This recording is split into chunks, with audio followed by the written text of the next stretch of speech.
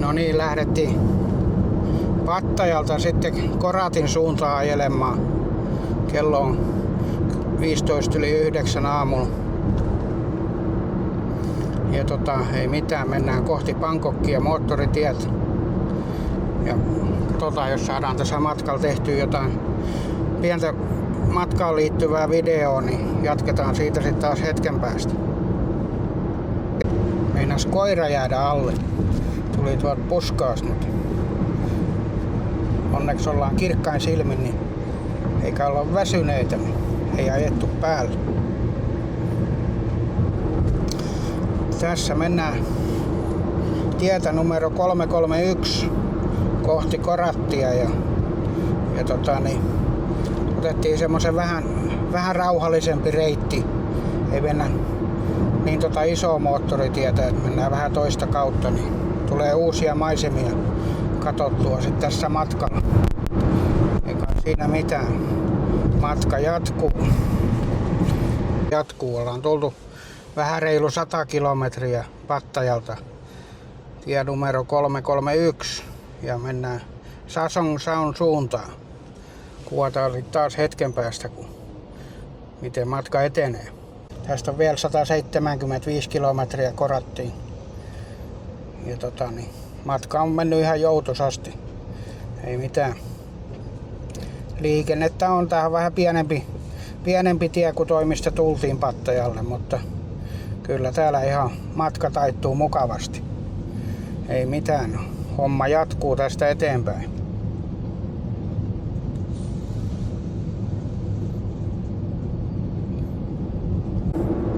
Poliisiratsia oli siinä ja katsottiin ajokortit ja auton verot ja kaikki oli kunnossa.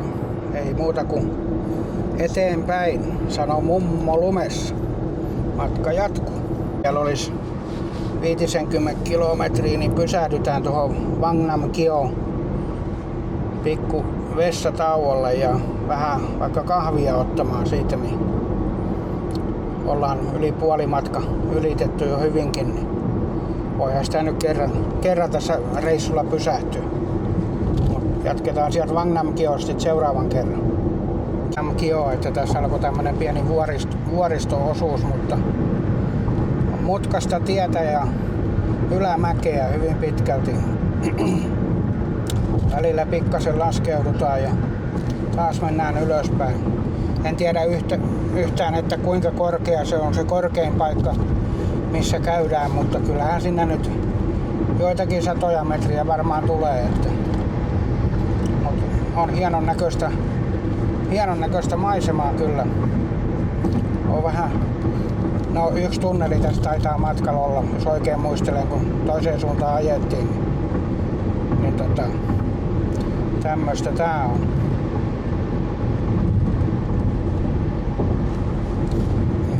Ihan mukava ajella, vaikka nyt on ensimmäinen kerta auton ratissa täällä, mutta kyllä se suurempi jännitys on nyt jo ohi mennyt, kun on saanut tässä jo matkaa taittaa niin 500 kilometriä. Että niin tämmöstä tää on. Maisemat on ihan nättejä kyllä. Tarkkana saa olla, kun liikennekulttuuri on täällä hiukan erilaista kuin tuo Suomessa, mutta kyllä tää nyt toistaiseksi on pärjätty. Vaikka ratti onkin väärällä puolella ja vilkut ja viikset ynnä muut, mutta kyllä se tässä menee. Ei ole ollut mitään pahempia tilanteita. Yksi koira meinasi moottoritiellä alle juosta, mutta siitä selvittiin pienellä jarrutuksella.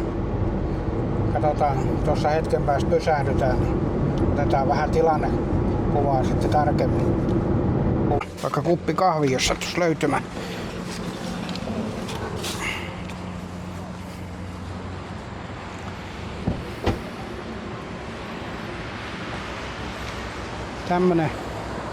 Tämmönen paikka. Ollaan hiukan tultu vuorelta alas, mutta aika ylhäällä ollaan vielä. Tämmöisellä Honda Civicillä ollaan liikenteessä. Ihan kiva auto ajella. Se on, onko se nyt 3 vai 4 vuotta vanha peli. Kulkee aika pienellä kyllä, ettei paljon Bensaa syö. Ei mitään. Mennään ottaa pikku huikopalaa. Hiukan kanaa ja sitten Fantaa juomaksi. Ei mitään. Syödään nämä pois ja matka jatkuu eteenpäin. Eteenpäin, että oli hyvä nuudeli siinä kanan kanssa otettu. Ei mitään. Mennään eteenpäin kohti Korattia.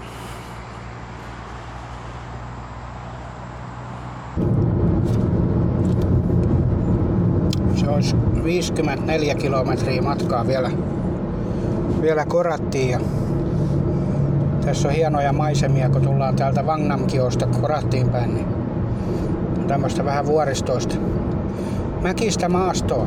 Ihan nättiä seutua ja ilma on huomattavasti viileämpi kuin tuolla alempana, että täällä käy pieni tuulenvire ja se tekee olosta ihan mukava. Tää on kiva paikka kyllä poiketa, jos vaan joskus reissulle tänne lähtee, niin kannattaa käydä katsomassa maisemat, että ne on ihan mukavia maisemia kyllä. Ei ole ihan semmoista tasaista peltomaisemaa, että täällä kyllä kelpaa oleskella. Jatketaan tästä nyt kohti Korattia sitten vielä. Joku kilometri matkaa. Matka meni hyvin ja ei ollut mitään kommervenkkejä. Liikenne soljuu hienosti ja kaikki pelasi mun mielestä just niin kuin se kuuluukin. Että tarkkana saa olla Suomi-poika kun tänne lähtee, mutta kyllä täällä pärjää. Ei se ole siitä kiinni. Vaikka nyt ensimmäistä kertaa täällä ajoinkin, mutta toistaiseksi on mennyt hyvin, että on tässä nyt vielä kilometri matkaa jäljellä, missä voi sattua kaiken näköistä, mutta toivotaan, että ehjänä päästään perille. Ei mitään, kohta ollaan hotellilla, niin päätetään sitten siihen tämä video. Mennään tässä nyt sitten niin sanottua kotikatua pitkin. Ollut 2,5 viikkoa tuossa, melkein 2,5 viikkoa tuossa samassa hotellissa, niin näytetään nyt miltä se hotelli näyttää.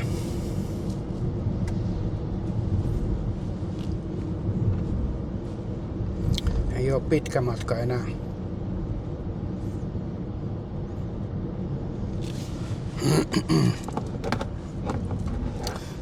Tässä on koulu vasemmalla puolen, tämmönen vaaleanpunainen aita näkyy siinä, niin siinä on emännän poika opettajana ja me asutaan tuossa vähän matkan päässä sitten hotellissa, että. Mutta kohta ollaan perillä.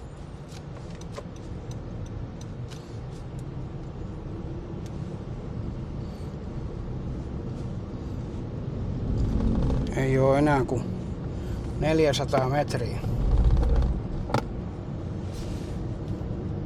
300 metrin päästä käänny vasemmalle. Joo. Pitäis kyltti pian näkyä.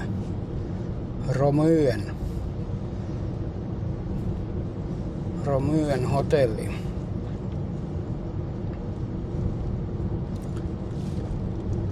Käänny vasemmalle, sitten oiva oikea. Siinä on Cafe Amazoni, niin käännytään sen jälkeen sitten tästä kohtaa. 140 metrin päästä käänny vasemmalle. Tullaan perille.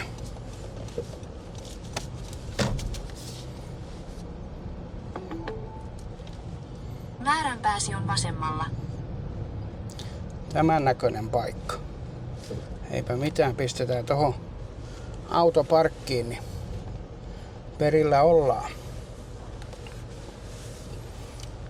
Reissu meni hyvin ja ehjänä säilyttiin. Ei mitään, se oli siinä sitten tämä pätkä ja sitten ei muuta kuin hotellille ja uimaan ja tästä se päivä jatkuu. Huomenna lähdetään sinne Petsapuniin ja Naniin Pohjois-Taimaaseen ajelemaan ja katsotaan minkälaista pätkää sieltä saadaan aikaiseksi.